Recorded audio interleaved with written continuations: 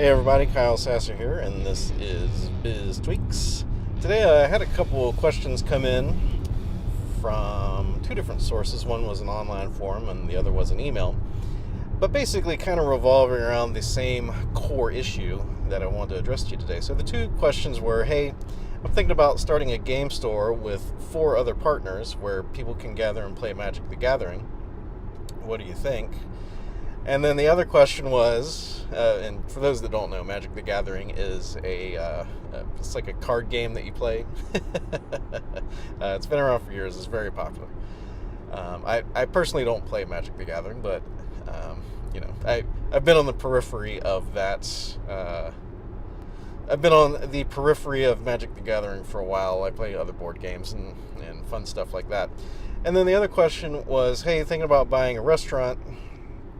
And, it's got pretty good revenue, and here's the revenue numbers. And, they looked to the layman to be like pretty good numbers. They were like $20,000 to $25,000 a month, which most people, you tell them $25,000 a month, and they're like, oh, damn, that's pretty good. The core problem with both of those is that they haven't actually worked through the numbers.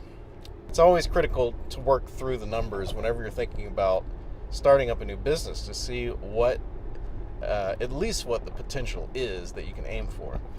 Now, obviously, Magic the Gathering, the math is a little tricky because, there's not a lot of industry numbers. However, just off the top of my head, I can tell you that while many people do play Magic the Gathering, a lot of people don't like to pay for the privilege of it.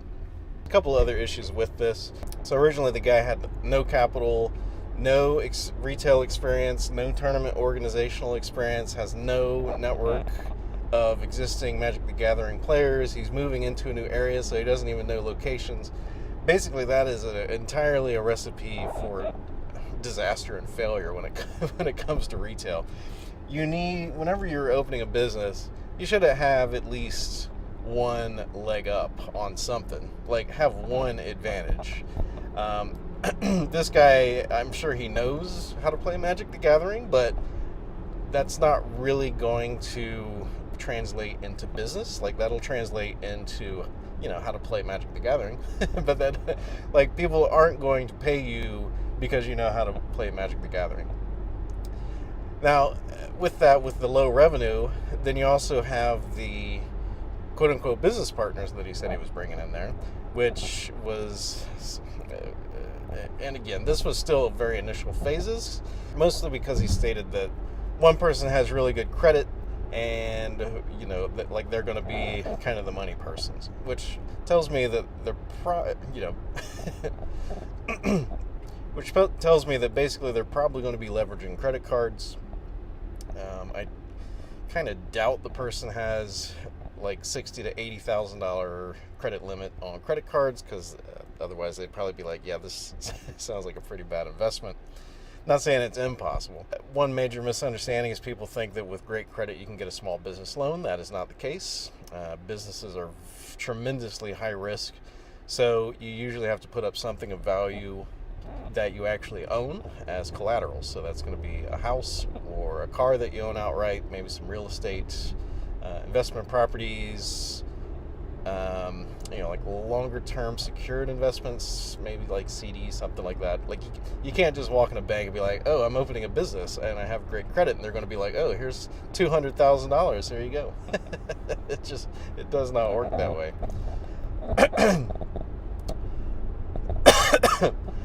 Now, so one person was supposedly bringing the money, and then the other 2 people were of dubious. They were just looking to help out, I suppose, which not a great start. The first few people that you bring into any business are going to be critical to the lasting success of it. And you really don't want people that are just hanging out there and that treat it like a job. You need people that treat it like it's going to be something unique and special. And preferably, they need to be bringing some expertise. So they need to be bringing expertise, like if you're doing products, they need to be bringing expertise in engineering or something like that, or marketing expertise. Like if they had a huge network of Magic the Gathering players, or they had been organizing tournaments in this particular location for a while and they had a network built up, then maybe. maybe. So yeah, so there, basically this business plan, I mean, it's not a complete disaster. I actually gave them the best advice I could, which would be, hey, definitely don't take any step forward with this, because you're going to have customers, you're going to need to have sales, you're going to need to lease space. Like, I wouldn't feel comfortable starting that with anything under like 50 grand. $10,000 is not even really going to be able to lease a space for a year with, insurances and electric and all that stuff.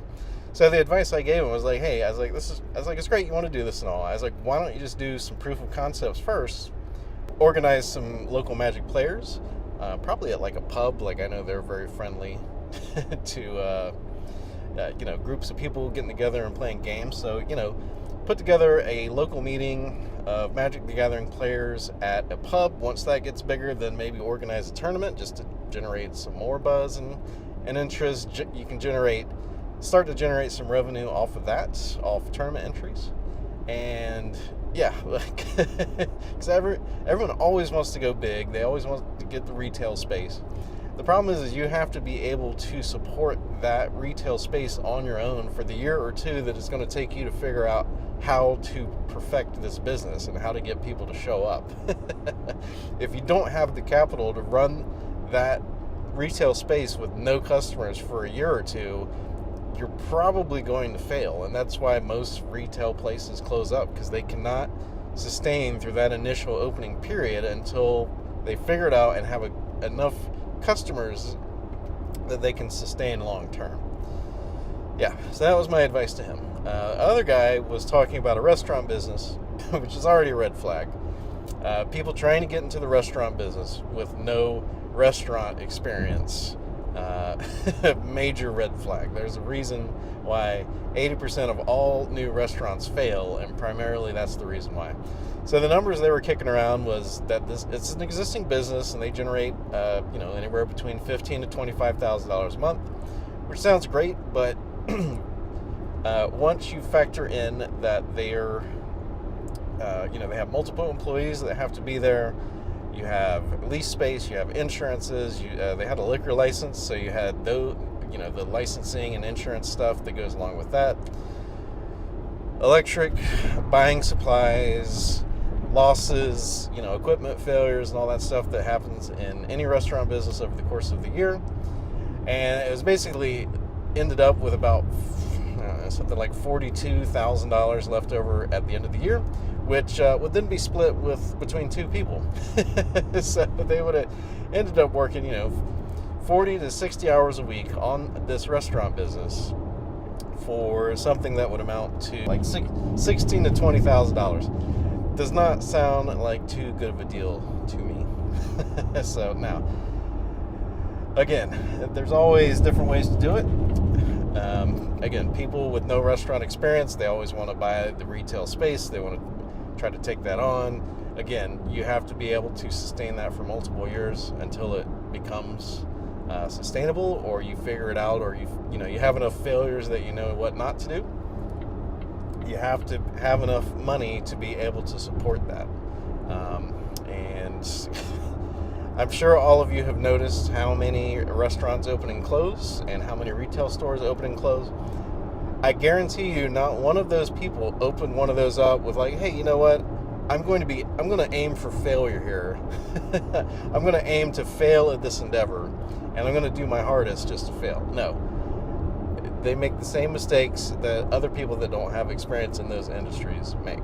So if you're thinking about opening a business, make sure that you have at least some expertise in it, or that you have the money to be able to learn, which is what business owners call failure, that you have enough money to fail through to success. So just thought I'd share those with you today. My name's Kyle Sasser. This is BizTweaks. BizTweaks is your business toolbox. And basically, think of BizTweaks as a toolbox you can open, and inside of there's going to be a bunch of different tools that you can use to guarantee your success.